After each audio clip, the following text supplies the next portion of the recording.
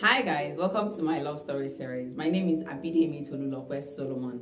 Today on my love story series, we'll be talking about love, the pathway to life. A friend of mine used to say that love is giving someone the power to kill you and trusting them not to. So it means that when you love someone, you trust them not to do you harm because you love them or because they love you back. Love is the greatest commandment, and this can be seen in the book of Matthew chapter 22 verse 36 to 40.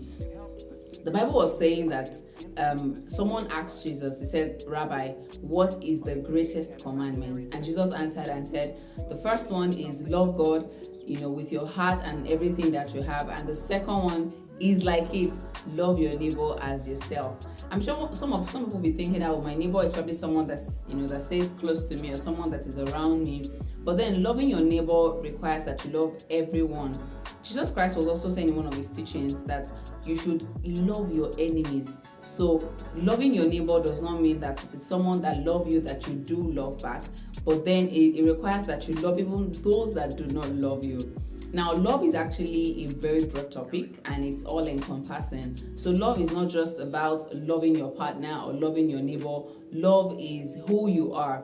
A lot of people want to talk about love, but then they sort of take away the part that love is not just for relationship. Love is a lifestyle. Now, what you do not have, you cannot give.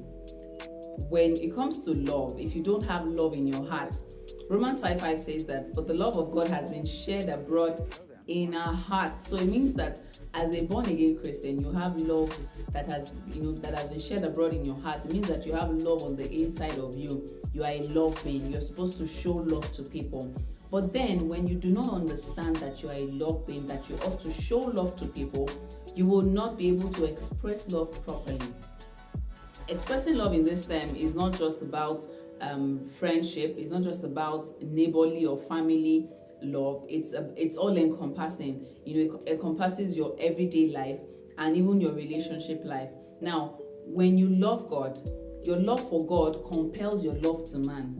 If you can love God unconditionally, then you should love man. So it's surprising when people say, oh, I love God, and then they say, oh, I hate so person. You cannot love God and hate man. It is impossible. If you love God, you will love man, because as much as you love God is what God, God gives unto you the grace to be able to love others. When you're able to understand what love is outside the context of relationship, you'll be able to translate it into your relationship and even into your marriages. Let's talk about the characteristics of love. First of all, love is a journey.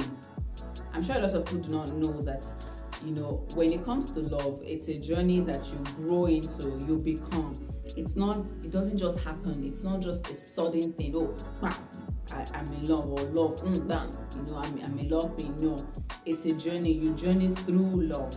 You grow through love. It's an everyday thing. You see it as something that you're committed to. Now, when it comes to love, I need to say this quickly. When it comes to love, apart from loving God, I was telling us that Matthew 22 was saying that, first of all, love God. Secondly, it says love your neighbor as yourself. Now, if you look at that sentence, it's saying loving your neighbor as yourself. If you've not learned to love yourself, there is no way you can love your neighbor. This is the mistake a lot of people make. Now, I'm going to come back to characteristics of love, but I need to put this out quickly, that when it comes to love, you need to love yourself first. When you love yourself, you're able to love your neighbor as yourself. Now, when you see people that most times they want to do wickedness to other people, it's because they've not loved themselves enough. It's because they hate themselves, so they are translating the hatred they have for themselves to other people. Now, love, like I said earlier, is encompassing. So when you love yourself, when you've grown into loving yourself, loving who you are, loving who you're becoming, loving your journey, loving your progress, you're able to translate that love to other people. So going back to characteristics of love is a journey. Now, that journey begins with you loving yourself, begins with you growing in love for you to be able to love other people. Secondly, love is an act. You need to show it. You need to show love to people. So you cannot say you love a person by just word of mouth. You need to show it to them. You need to express it to them. They need to see it. They need to feel it for them to believe that you love them. Thirdly, love is a lifestyle. I said earlier that love is a when you grow, you need to grow for you to live love as a lifestyle. You need to grow to becoming a love being. Love is the foundation of any relationship. So before you start a relationship, you need to know that you need to love the person, because love is a foundation. Love is not abstract. Love is it's seen. It's something that can be seen. Another characteristics of love is that love is a sign of growth and maturity. At some point in my life, I used to tell people that loving other people is not easy, because they will step on your toes, they will make you feel bad. In fact, they will push you to the wall.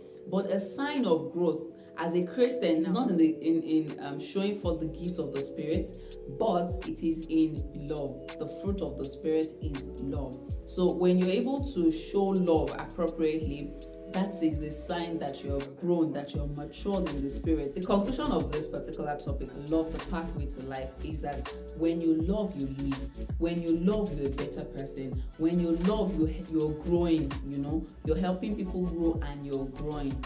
Love, the pathway to life today is not just talking about your relationship and your marriage. It's talking about every aspect of your life. For you to be able to build a solid relationship, a solid friendship, a solid family life, you need to have love. You need to become love. You need to grow in love. You need to mature in love for you to be called a lover. I hope you're able to learn something from today's teaching. Till I come your way another time, don't forget to like the video, subscribe to the YouTube channel, forget to follow us on Instagram and on Facebook. It is My Love Story Series. Bye guys.